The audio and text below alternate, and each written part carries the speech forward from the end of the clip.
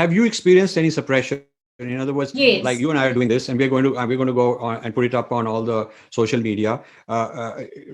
Half the time when I interview somebody, even if I'm talking about the merits of yoga and meditation and Ayurveda for curing diseases, I get a notice from YouTube saying that this violates our standards of scientific accuracy and all that. People are doing all kind of quack stuff.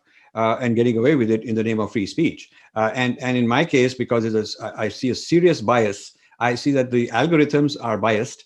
And these are not human beings who even bother to watch what I put out there. The algorithms recognize what is being said. They are very good at speech recognition.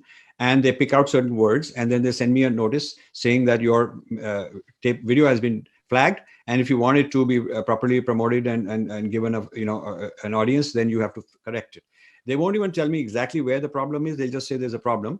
And then we have to call, escalate it, have some human beings watch it, tell us what's wrong, and then negotiate and argue.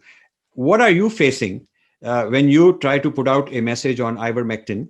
What happens when you do that? And who does what to you to suppress you? Well, every interview I have now gets taken down off YouTube. I had an interview last week with David Fuller from Rebel Wisdom, who was trying to supposedly show both sides of the story. He was trying to show me as someone trying to advocate for the use of ivermectin, and then he had some other people who I hadn't met to say that the evidence on ivermectin was no good.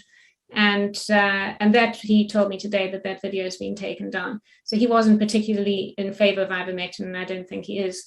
But that was what happened to my most recent interview. I've said before, I've never been a controversial person. I wouldn't be doing this, to be honest. I'd be quite happy just going back to my usual work.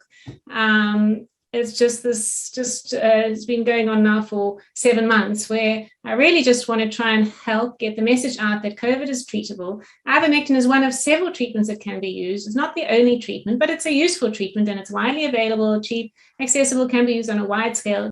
But I do know what I know, and once you know something, you can't unknow it. So I have to